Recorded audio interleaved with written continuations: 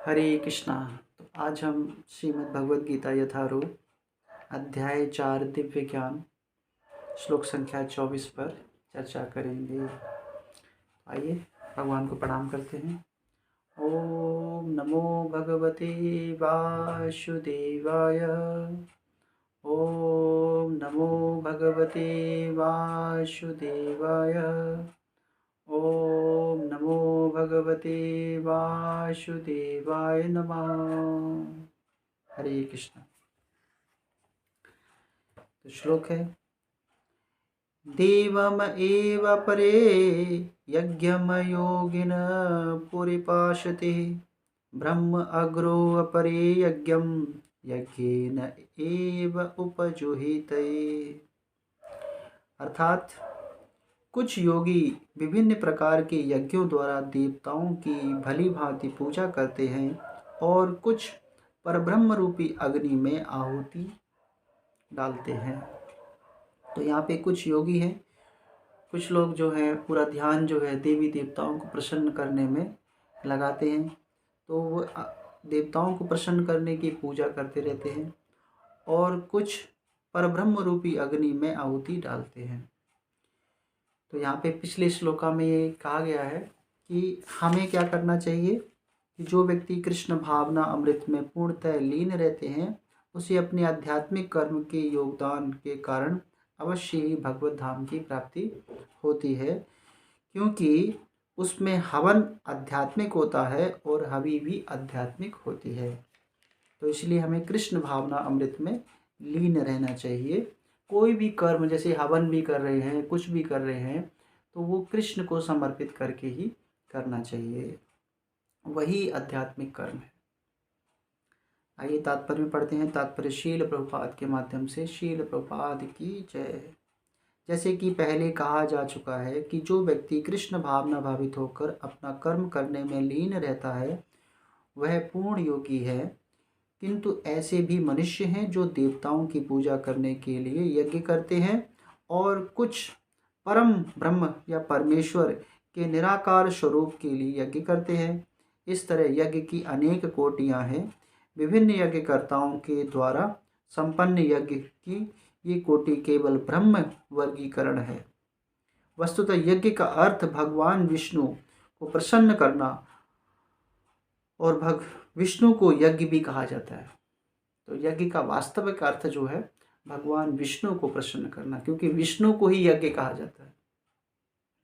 विभिन्न प्रकार के यज्ञों की दो श्रेणियों में रखा जाता है। संसारिक द्रव्यों के लिए यज्ञ, द्रव्य यज्ञ, और दिव्य ज्ञान के लिए किए गए यज्ञ।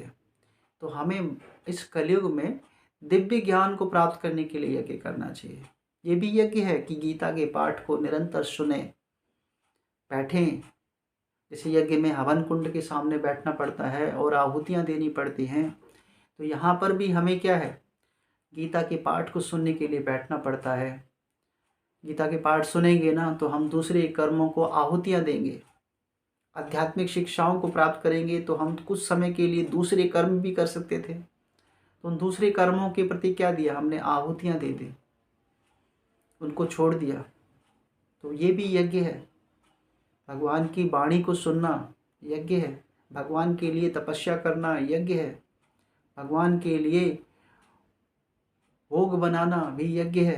भगवान के वस्त्रों को बदलना, भगवान को स्नान करवाना, भगवान के लिए गुणगान करना यज्ञ है। यज्ञ भी करें तो भगवान को समर्पित होकर करें। भगवान, मैं आपको प्रसन्न करने के लिए यज्ञ कर रहा हूँ। तो ये यज्ञ से सारे यज्ञ है। कोई भी कर्म जो है आध्यात्मिक कर्म है, वो सब कर्म यज्ञ है। कृष्ण भावना में होकर यज्ञ करना चाहिए। जो कृष्ण भावना भावित है उसके सारी भौतिक संपदा परमेश्वर को प्रसन्न करने में होती है, किंतु जो किसी क्षणिक भौतिक सुख की कामना करते हैं, जैसे कुछ समय के क्षणिक सुख की प्राप्ति चाहिए, क्या थोड़ा सुख, उसके बाद सुख नहीं मिला, क्षणिक सुख मिला, उसके बाद फिर दुख। क्षणिक सुख प्राप्त भी हो गया तो क्या फायदा, कोई फायदा नहीं है। तो हमें क्षणिक सुख की प्राप्ति करने के लिए प्रयत्न नहीं करना चाहिए। हमें परमानेंट हैप्पीनेस के लिए प्राप्त है। परमानेंट हैप्पीनेस, परमानेंट हैप्पीनेस कहाँ मिलेगी? परमानेंट हैप्पीनेस मिलेगी जब सारे कर्म जो हैं भगवान कृष्ण को समर्पित कर दिए जाए, तो सुख की प्राप्ति होगी। वह है परमानेंट हैप्पीनेस। तो क्षणिक सुख के लिए अगर हम कर रहे हैं तो इंद्र आदि देवताओं को प्रसन्न करने के लिए, कि ये देवता जितने भी गण हैं इनको परमानेंट मतलब खुश रखें, निरंतर यज्ञ करते रहें, निरंतर वो करें, तब उनको प्रतिदिन आहुति दें। तो ये भी जब कोई प्रतिदिन कर रहा है तो बहुत अच्छा है, नियम ना तोड़ रहा हो। लेकिन जैसे कोई आपके घर पे आ जाए, आप उसको दान दक्षिणा दे रहे हैं, आपने पहले दिन दिया खुश हो गया, दूसरे दिन दिया खुश हो गया, तीसरे दिन दिया खुश हो गया, चौथे दिन दिया तो वो खुश नहीं हुआ, नहीं दिया तो नहीं खुश होगा, फिर नकार दिया, अरे डेली डेली लेके जाता है, तो क्या वो खुश होगा? नहीं। यज्ञ में जब हम आहुतियाँ दे रहे हैं तो निरंतर ही देनी चाहिए। एक दिन देवी देवताओं को आहुतियों से प्रसन्न किया, दूसरे दिन नहीं करेंगे तो कष्ट है। तो प्रतिदिन हमें यज्ञ करना चाहिए, ऐसा करें, प्रतिदिन उनको अर्पित करें। अगर ऐसा नहीं कर पा रहे तो हमें क्या करना चाहिए? कृष्ण भावना भावित हो जाना चाहिए। तो ऐसे दिव्य ज्ञान के लिए यज्ञ करना चाहिए, भगवान की भक्ति के लिए यज्ञ करना चाहिए, भगवान की विग्रह सेवा के लिए यज्ञ करना चाहिए। प्रत्येक कर्म एक यज्ञ है, ऐसे कर्म को यज्ञ भी कहा जाता है।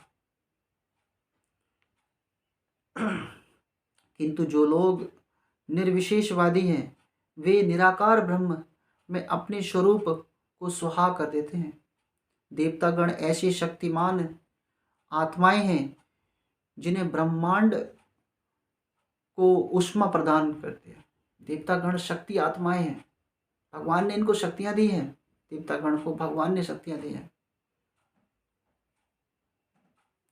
जिन्हें ब्रह्मांड को ऊष्मा प्रदान करने, जल देने, प्रकाशित करने, भौतिक कार्यों की देखरेख के लिए परमेश्वर ने नियुक्त किया है। भगवान ने नियुक्त किया है इनको कि आप संसार की सेवा करिए, समस्त पृथ्वीवासियों को जल दीजिए, ऊष्मा दीजिए। तो ये भगवान ने मतलब प्रत्येक कार्य किया है भगवान ने।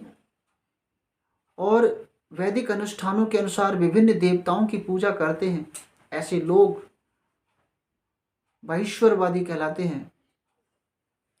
किंतु जो लोग परम सत्य में निपुण निर्गुण रूप से पूजा करते हैं और देवताओं के स्वरूप को अनित्य मानते हैं, वे ब्रह्म की अग्नि में अपने आप की ही आहुति दे देते हैं और इस प्रकार ब्रह्म के अस्तित्व में अपने अस्तित्व को समाप्त कर देते हैं।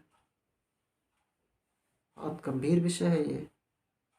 वैदिक अनुष्ठानों के अनुसार विविध देवताओं की पूजा करते हैं, वैदिक अनुष्ठानों से बहुत बहुत देवताओं की पूजा करते हैं। ऐसे लोग बही ईश्वरवादी कहलाते हैं। बही ईश्वर, बहुत देवी देवताओं की पूजा करेंगे, हर देवी देवताओं को देखेंगे। लेकिन हमें भी हर देवी देवताओं का सम्मान ही करना होता है, ऐसा नहीं है। ठीक है, बही ईश्वरवादी नहीं है तो हम सम्मान नहीं करेंगे किसी देवी देवता। सम्मान सबका करना है, प्रत्येक हमें सबका सम्मान करना है।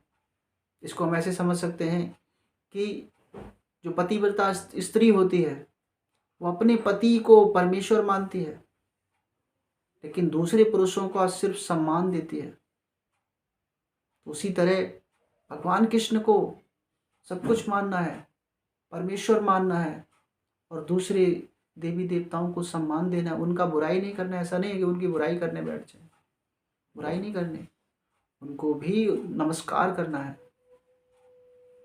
ये भक्ति के परम लक्ष्य हैं।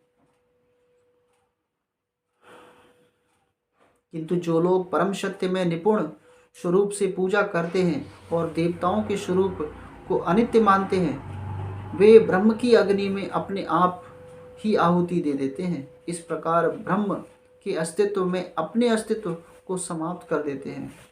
ऐसे निर्विशेषवादी परमेश्वर की दिव्य प्रकृति को समझने के लिए दार्शनिक चिंतन में अपना सारा समय लगाते हैं।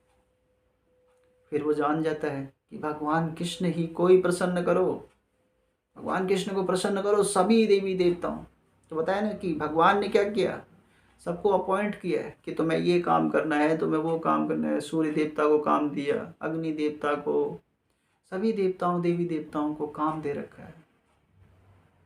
तो हम उन सेवकों को प्रसन्न करने लगते हैं। हमें भगवान कृष्ण को प्रसन्न करें, सभी सब तृप्त हो जाते हैं। जैसे महाभारत में आता है ना कि भगवान कृष्ण ने एक चावल का दाना खाया था, ठीक है, तो सारे साधु गण जो है उनका पेट भर गया, पूरे ब्रह्मांड का पेट भर गया था। दुर्वासा ऋषि और वो सभी का पेट भर गया था, तो सबका पेट भर गया। तो ऐसे पूर्ण पुरुषोत्तम भगवान को प्रसन्न करते हैं तो क्या है, सबकी तृप्ति हो जाती है। तो भगवान कृष्ण को प्रसन्न करने के लिए यज्ञ करना चाहिए, तो देवी देवता भी खुश, क्योंकि भगवान कृष्ण को प्रसन्न करते हैं ना, तो माया रानी भी खुश रहती है। माया रानी का ये जाल होता है, जाल फेंक दिया, मेरे जाल में जो फंस गया, माया रानी भी कहती है देखो कैसा बद्ध जीव है, मेरे जाल में फंस गया, पूर्ण पुरुषोत्तम भगवान को छोड़ दिया। तो पूर्ण पुरुषोत्तम भगवान को नमन करना चाहिए, वो यज्ञ है। दूसरे शब्दों में सकाम कर्मी भौतिक सुख के लिए अपनी भौतिक संपत्ति का यजन करते हैं। कभी कभी भौतिक संपत्तियों का भी क्या कर देते हैं, यजन कर देते हैं। तो ऐसा नहीं, भौतिक संपत्ति के लिए अपना बेकार नहीं करना चाहिए, उसको सही मार्ग पर लगाना चाहिए। निर्विशेषवादी के लिए यज्ञ अग्नि है, पर ब्रह्म है, उनके आत्मस्वरूप में का विलय ही आहुति है। किंतु अर्जुन जैसे कृष्ण भावना भावित व्यक्ति कृष्ण को प्रसन्न करने के लिए सर्वस्व अर्पित कर देते हैं। इस तरह उनकी सारी भौतिक संपत्तियों के साथ साथ आत्मस्वरूप भी कृष्ण के लिए अर्पित हो जाते हैं। यह परम योगी है, किंतु उसका पृथक स्वरूप नष्ट नहीं होता। तो सारे यज्ञ जो हैं वो भगवान कृष्ण के लिए किए जाने चाहिए। यही परम लक्ष्य है, यही परम लक्ष्य है। भक्ति की यही विधि है कि प्रत्येक कर्म को कृष्ण भावना भावित में रहकर ही करना चाहिए, यही परम लक्ष्य है। तो अगर हम देवी देवताओं की उपासना कर रहे हैं तो मुख्य आधार भगवान कृष्ण होने चाहिए, उनकी प्रसन्नता के लिए यज्ञ करना चाहिए, यही परम लक्ष्य है। इस प्रकार ये श्लोक का तात्पर्य जो था शील प्रभुपाद के माध्यम से पूर्ण हुआ। शील प्रभुपाद की जय। हरे कृष्ण।